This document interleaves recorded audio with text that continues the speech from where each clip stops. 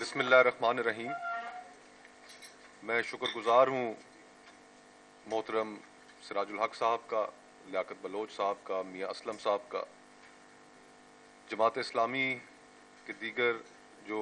عہدیداران ہیں، جو منتظمین ہیں یہاں پر آج کی اس سیمینار کے، اس گفتگو کے، اس بزم کے،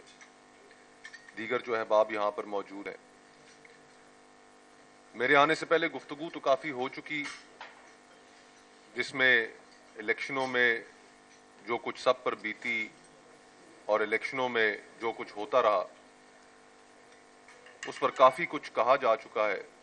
میں مزید ان باتوں کو دہرانے میں وقت کا ضیاع نہیں کروں گا. اتنا ضرور کہنا چاہوں گا کہ میرے لیے یہ بڑی قابل حیرت بات ہے، ہمارے لیے بڑی قابل حیرت بات ہے کہ بینکرپسی آف موریلٹی دیکھیے کہ جو صاحبان اس وقت فارم 47 کے ذریعے جیتے ہوئے ہیں وہ ان اسمبلیوں میں حلف اٹھانے جا رہے ہیں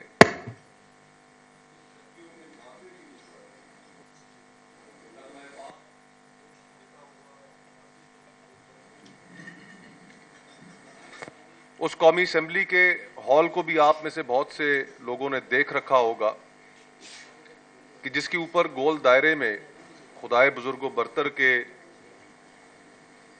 نام لکھے ہوئے ہیں اور اس کے عین نیچے کھڑے ہو کر یہ تمام صاحبان، اکثریت ان کی، وہ ان جعلی الیکشنز کے ایشو کردہ نتائج پر مبنی حلف اٹھا رہے ہوں گے. انگریزی میں ایک کہاوت ہے،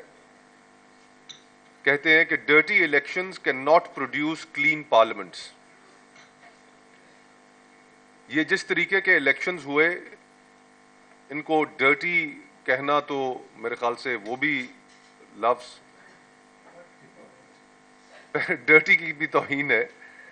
ڈے لائٹ رابری ہے، یہ عوام کے مینڈیٹ کے اوپر ڈے لائٹ رابری ہے. اور باقی جس طرح پورے ملک میں بلوچستان کی یہاں پر مثالیں دی گئیں، وہاں پر ہم سنتے آئے کہ ایسا ہوتا رہا ہے، لیکن یہ توقع نہیں تھی کہ اس ملک کا جو دارالخلافہ ہے، جو اس ہمارے ملک کا چہرہ ہے، جس میں کہنے کو باشعور لوگوں کی تعداد، پڑھے لکھوں کی لوگوں کی تعداد باقی ملک کی نسبت سب سے زیادہ ہے، جہاں پر انصاف کا جو اس ملک کا سب سے بڑا ادارہ ہے سپریم کورٹ، وہ موجود ہے کہ ان کی عین ناک کے نیچے اسلام آباد کے لوگوں کو بھی ان کے مینڈیٹ سے محروم کر دیا جائے گا. تینوں حلقوں سے جو صاحبان جیتے اصل میں فارم 45 کے مطابق وہ اور ہیں، اور جن کو جتایا گیا ان کے ناموں سے ہم سب واقف ہیں.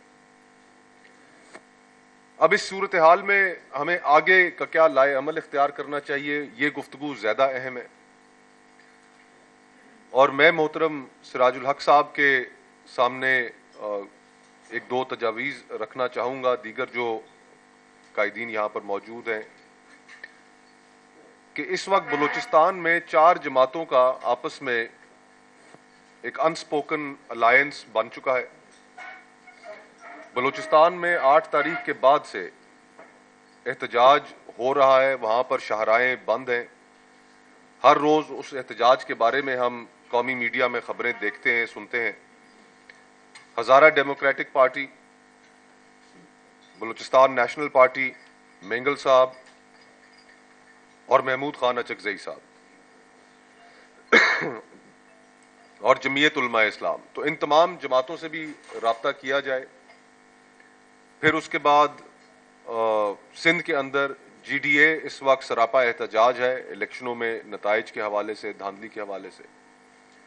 تحریک انصاف کے نمائندے یہاں پر موجود ہیں، اور دیگر جماعتوں کے ساتھ بھی رابطہ کیا جائے. اور اس کو، یہ جو آج کی نشست ہے، اس کو فروٹفل بنانے کے لیے اگر یہ تمام ساری جماعتیں بھی ایک پلیٹ فارم پہ اکٹھی ہو جائیں، اور یہ آج آپ نے اس سیمینار کا ٹائٹل تو سیو دا ڈیموکریسی رکھا ہے، لیکن میرے خیال میں ضرورت اس امر کی ہے اس ملک میں اس وقت کہ ریسٹوریشن آف ڈیموکریسی کی ایک موومنٹ، ایک تحریک شروع کی جائے، کیونکہ ڈیموکریسی تو اب بچی نہیں، اور جو ڈیموکریسی کا چہرہ ہمارے سامنے ہے یہ ڈیموکریسی نہیں ہے، یہ ڈیموکریسی کے ذریعے وجود میں آنے والا چہرہ نہیں ہے، یہ سلیکشنز ہیں، اور اگر آج ہم نے ان سلیکشنز کو تسلیم کر لیا تو پھر اس کا مطلب یہ ہے کہ آنے والے وقت میں اس سے کہیں زیادہ مسخ چہرہ ہمارے سامنے لایا جائے گا اور ہمیں قبول کرنے پہ وہ مجبور کیا جائے گا۔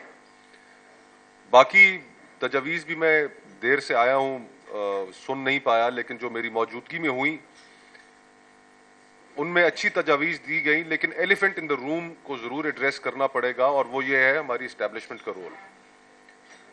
ہم کب تک اس ملک میں اس چیز کی اجازت دیتے رہیں گے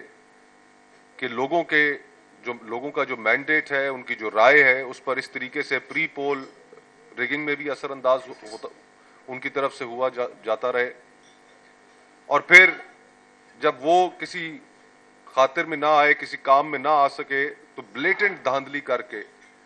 جو فارم 47 کو جس طریقے سے بدلا گیا، تو اسٹیبلشمنٹ کے رول کو بھی کھل کے ڈسکس کرنا پڑے گا کہ 76 سالوں سے یہ جو دائروں کا سفر جاری ہے اس کو ہم مزید جاری نہیں رکھ سکتے، بالآخر پاکستان کو اس دائروں کے سفر سے باہر نکلنا ہے۔ خطے کے باقی ممالک کہاں پہنچ گئے، آج ہم کہاں کھڑے ہیں، لوگ ملک دھڑا دھڑ چھوڑنے پہ مجبور ہیں۔ پچھلے سال پاکستان سے تاریخ کی سب سے بڑی مائیگریشن ہوئی، 10 لاکھ سے اوپر پاکستانی یہ ملک چھوڑ کر نکلے، اور اگر اسی طرح کے حالات جاری رہے تو مزید لوگ نہ صرف یہ ملک چھوڑنے پہ مجبور ہوں گے، بلکہ یہ سیاسی بے یقینی کی فضا جو بچی کچی ہماری معیشت ہے اس کو بھی تباہ و برباد کر کے رکھ دے گی۔ تو میری تو یہی تجاویز ہوں گی کہ باقی سٹیک ہولڈرز، جماعتیں، ان سب سے رابطہ کیا جائے، اس کو ایک منظم شکل دی جائے، اور اسٹیبلشمنٹ کے رول کو بھی اب کھل کے ڈسکس کرنا پڑے گا پاکستان کی خاطر۔ میں آپ تمام منتظمین کا اور تمام بہت احباب کا شکریہ جی، ممنون ہوں کہ بہت آپ نے شکریہ جناب۔